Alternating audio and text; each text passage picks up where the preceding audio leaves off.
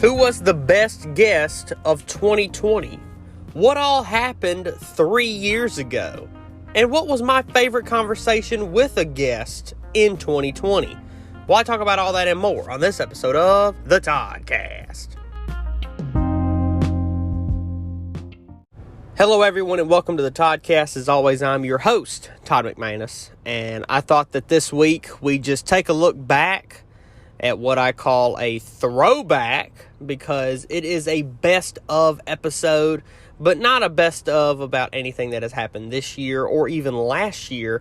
We're taking a look back at a best of list of a few different guests that I had the pleasure of talking to and interviewing all the way back 3 years ago in the year 2020, the great year that the pandemic started and when COVID basically took over the world in 2020. And even though that happened, I did have the pleasure and still was able to interview and have many different conversations with many different people. And, I was thinking there might be some people listening now that have never seen or never listened to those episodes. You may have known. So if this is your first, which that'd be wild if this is your first episode, but if you just tuned in to the past few episodes and you say, hey, what has he done before? What are the episodes that have happened before? Because the episodes are very different nowadays than they were 3 years ago. So all the episodes, 1 through this episode, is all available on podcast providers, your Spotify, your Apple Podcasts. And episodes starting at 52 to now is all on my YouTube channel. So the first year of 2020 is not available on my YouTube channel. So the only way to listen to those episodes is on the podcast providers. So all of those are available. And I wanted to just take a week, this episode, to take a look back at a couple of those conversations with guests in 2020. So you're about to listen to a few of those. So it's just going to be a pretty short episode this week, as different things are going on, and I was like, you know what, might as well just do a throwback. And this will be the first one. There'll probably maybe a second or third before this year ends. So if you want to go listen to the full episodes, don't forget to go back all the way to 2020, and you can listen to any episode any year from January of 2020 all the way to now. So if you want to listen to this episode, of course, and if you like the conversation I had with that person, just a snippet of it, head on back and listen to the full episode, which are all available on podcast providers. So, without further ado, let's just go ahead and dive into it. There are a few conversations that I had here, and I'm just going to let them play out with no interruptions. So, hope you enjoy, and here you go.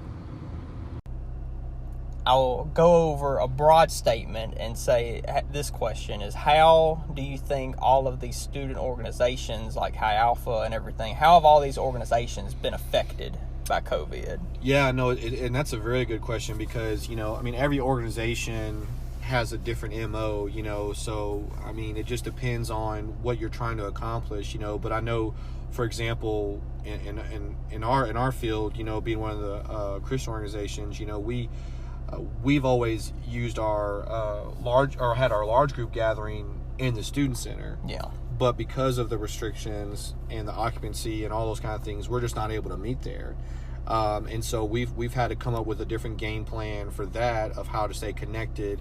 And we've always had our small group meetings called life groups, where people come together. And so we've really had to lean on that, wholeheartedly. Whereas other people, organizations, whether it's in Greek life or other ministries or whoever it may be, they may have a facility, but even then they still have to be mindful of what the restrictions are within the university as they're being represented as an organization. Yeah. And so it's honoring the system and the guidelines and trying to be a team player and part of the solution and not the problem. And so we've seen a lot of organizations try to make the most of it. Obviously there's a virtual component that's always out there. People want to use that. Even if people want to, I haven't seen a whole lot of this, but technically people could meet outside, and give each other the space they need if they really wanted to have, if they had to have some kind of meeting, but Yeah, I would say a lot of organizations have been affected. But again, it just depends on what your goal is, and if you're trying to gather people, or if you're trying to go somewhere. I mean, all those kind of things, are being affected. And I had this idea, is that the only way you could really do like 6 feet apart for like a big gathering of people, especially for like Chi Alpha, you should just go in like the arena. Oh, exactly. I mean, for real. I mean, it's like, because like for us, if we, if we had our say like our big meeting, say we had 50 people there, well, that means we got to have, we could have 300 feet of just empty space. Of total. Yeah, of just empty space between people, and so we've got to have enough room for that and the actual people. I mean, it's like, where are you going to go? Like the only big thing we got is the football stadium and then the big arena. That's all we got. I mean, yeah, it's a lot of people. I mean, you could go outside maybe, but I mean, again, that's hard to, So you take up like a whole parking lot almost. Yeah. Basically. So it definitely limits. So you got to get creative. You got to figure out different ways of doing things, and so we're trying to figure all that out right now. And so you would probably say that moment right there where you saw City Hall, because I usually ask this question to a lot of people who are elected officials or something, like that was your oh wow moment. Yeah. Like that's the first moment, because some people don't have it when they're like, you're now the mayor, and they're like, okay, let's do this, and then it takes a little while for people to be like, this is my job now. So it's like, I am, like whenever something happens in Monroe, I'm the person they're going to go to and be like, Mayor, we got to do something about this. Like, you're the one, you know. I had a phone call with one of the governor's staff members yesterday, and I talked to him, and he said, Mayor, he said, let me tell you something. Outside of the mayor, the governor, and the president, you all are executives. You can make things happen. He says, any other elected position can put together plans and hope they can happen. Yeah. But you can pick up a phone call and make it happen. He said, this person over here can't fill a pothole, but you can. This person over here can't install a culvert, but you can. But yeah, when I mentioned earlier, I didn't get that transition period to where I can reflect on what just happened, because I'm going to tell you, day one, we were faced with one of the largest and most public police brutality cases ever in the city of Monroe, publicly. That was, we live in an age of technology now where everybody has information at their fingertips. Everybody knows that something's happening. That's right. Day one, we picked up the phone and had to call the DOJ and the FBI, right? That was a moment right there that we didn't, you know what I'm saying? There was no transition. It was straight to work. You knew, like, this is serious. That's right. And still going under COVID precautions. Yeah. 2 hurricanes to blow through in 1 year. Yeah. Like, I would have never thought I would have seen a hurricane in Monroe. Yeah. But then again, I never thought that I would see back-to-back tornadoes, one in Ruston 1 year and then one in Monroe the following year in that short amount of time. So, man, just the body of work and the things that have happened while still running the day-to-day with the city and working with our department heads to run the city for day-to-day. It was a cold water bath, kind of drinking water through a fire hose. Yeah. But the one thing I did have came to appreciate from all of this was the fact that we've got good employees, right? They have built a hedge of protection around me to help me succeed, because they understand when I'm successful, the city's successful. And so it's been good. It's been good. I walked into an empty second floor. Prior walkouts from the previous administration, we were left with legal on the second floor, and to build our team, right? That transition period is for you to build your team, and to bring people to the table. We didn't get that, so we literally have been hiring. We've a couple people that we've had to hire, and more hires that have to happen. And 10 days ain't a long enough time for all that kind of stuff. But one thing I would not allow myself to do was be reactionary with hires. Yeah. I believe that we should find talent, not only talent, but talent that fits with our vision and our dynamic here. Because if you make a conscious decision about who you're going to hire, it really makes your life easier. I look at one of my very first hires was Doug Seegers over community affairs. Doug was from Monroe, and when we talked, Doug was like, I want to leave a legacy here in Monroe that people can remember. And so he's over parks and recs and the Civic Center and all of our golf courses and zoos and things like that. And he's somebody that he worked for West Monroe, and you can just the body of work he did for Caroli Park, and with some beautification efforts over in West Monroe spoke for themselves. And when our next hire was the zoo director, which is Tom Pearson, somebody who's dedicated his life to serving, volunteering there at the zoo. A lot of people don't understand that about Tom, as he's been working for years out at the zoo volunteering. This was an opportunity for him. What a great guy to lead the charge. I was visiting the zoo, and I saw Tom giving a tour to people, just showing them around. And just the look on Tom's face of it was like a kid opening a present at Christmas time. Could tell that this guy loved the zoo. He was happy about where he was at, and he was proud to be able to be in that position. That's what you want. Yeah. You want people that are passionate about what they're doing to lead, and that's what I'm charged with, is to find people that are effective, but also have a passion and a love for this city, to do what they need to do. And we're assembling a really good team, and I'm proud of our team that we've put together so far. About the agreement of bringing the Bayou program between ULM and LA Delta. How do you, just overall, how do you feel about that? Could you explain a little bit about it, just overall thoughts of that type of program? Sure, absolutely. That program is called Bridging the Bayou. And for a long time, ULM and Delta have been partners, great partners. We have 2+2 agreements where students can take their first 2 years at Delta and then transfer to ULM seamlessly. So we'll take their 60 hours there and plug it into a 4-year degree here. But this program just adds another layer of comfort for the students under that existing agreement. So students can actually take classes on ULM's campus. They can participate in ULM activities, use ULM's resources. We actually have a Delta room, a Louisiana Delta room over in Sandal Hall, and their faculty will be on our campus teaching students. And so the idea was, okay, let's expand our existing partnership so that it'll make it easier for the students to transition. For those who want to, not all students want a 4-year degree. Yeah. They can do extremely well with a 2-year degree from Delta. So the idea is really just to provide a bridge so that transition is much easier. Yeah. And so it's exciting. We look forward to making it easier for students to come to ULM and be successful. Just literally bridging the bayou. Exactly right. Helping them get over here if they want to, of course. So. Exactly right.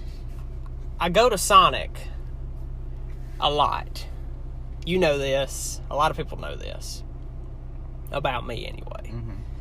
There was this new limited time edition sandwich or burger at Sonic called the Queso Burger. Do you know what the Queso Burger is? I've seen it on the screens several times, and then I've just thought, that'd probably give me diarrhea. Well, and then I didn't get it. Newsflash, it does. The Queso Burger is just like a bun patty, and it's got mayonnaise on it, which is... Sounds disgusting. Like, in the beginning... For those of you that believe in Christianity and all that, in the beginning, God created the heavens and the earth, and the devil created mayonnaise. Yep. That's how I believe it. Not only that, but who's mixing mayonnaise and queso? That just doesn't sound good. Let me read the ingredients. Burger patty and a bun, of course. Shredded cheddar cheese, grilled onions, Hatch green chilies, zesty cheese sauce, and mayonnaise. Okay. Now, I use the Sonic app, which means you can customize everything, which I love. I use Sonic app, that way I don't talk to them. All the only conversation I have is whenever they bring me the food, say, this is your order, thank you, goodbye. And that's it. Have a supersonic day. Yeah. So, I tried it.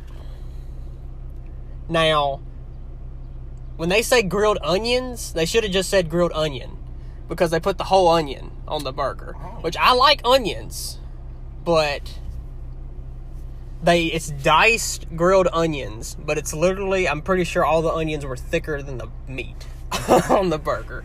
And then there was these Hatch green chilies, which are supposed to be hot, I guess. Well, I don't like jalapenos. I don't like the flavor. Like, I don't like hot stuff like that anyway, but the flavor of jalapenos, to me, just isn't that good. I know, like, you like jalapenos. Are you talking, like, the pickled, like, in vinegar jalapenos, or are you talking, like, fresh that you don't like? Because it's a completely different I don't even know experience. if I've had pickled, to be honest. I've had fresh. The like, pickled the actual ones, flavor to me, I'm like, I just don't. The pickled ones is what you're going to get if you go to, Different fast if food. you go to fast food restaurants. Like Subway, they have the pickled ones. To make them last longer. Probably. Yeah. But well, these were diced. The fresh ones are absolutely, like, a totally different experience. Hurts a lot more coming out. All I know is that these were green and they were diced, mixed in with the onions. Yeah. And the shredded cheddar cheese is okay. Mm-hmm. Like, to be honest, I've never really thought of that about putting shredded cheese on a hamburger before, you know. And then there's this zesty cheese sauce that's... I opened the wrapper and I saw the burger, and I was like, I want to just see what's under the hood. So I took the top bun off. The cheese sauce had done solidified so hard around the patty. It's kind of scary. And it's kind of going over the bottom bun.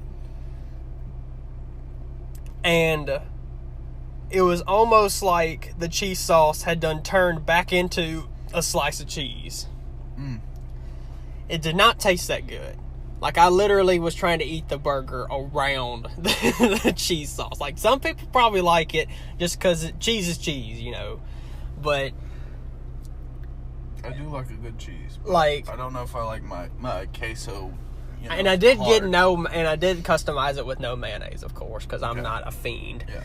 And so I got it with no mayonnaise. I tried it. I ate about half of it. Did not like it. I would try it again, but I want the cheese. When I think of a queso burger, I think of the queso burger from Chili's. Mm-hmm. That's got white queso dripping off of it. It's got pico on there, but sometimes I don't get that on there. And it's got those, like, Frito tortilla chips that just have, like, they're not Fritos at all, but they're just tortilla chips, and those are really good. That's what I think of a queso burger.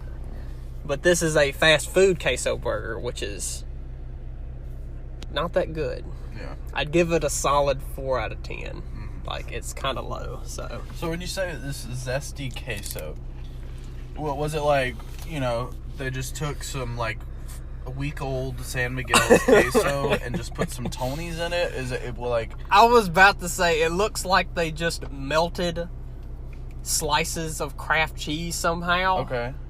Put it in a bowl and then, like, sprinkled some salt on it. You think it's like some Kraft pepper jack that they melted? It's not even like... I'm not even sure. Like, I'm pretty sure that they're like, oh, we're out of zesty cheese sauce. Let's just put a slice on there and melt it a little bit. They were out of tater tots today.